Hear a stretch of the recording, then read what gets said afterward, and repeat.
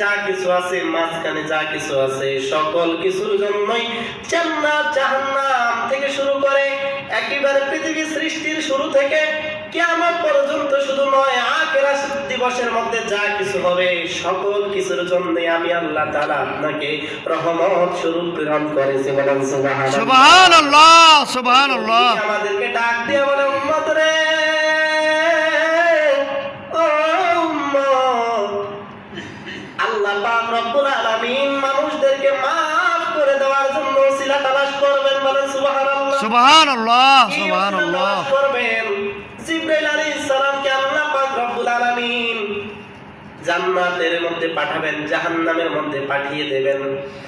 যখন আমাদের এই পৃথিবী ধ্বংস হয়ে যাবে, হিসাব কাজ শেষ হয়ে যাবে, ফয়সালা হয়ে যাবে, মানুষগুলি জান্নাতে, যারা জান্নাতে যাওয়ার জান্নাতে চলে যাবে।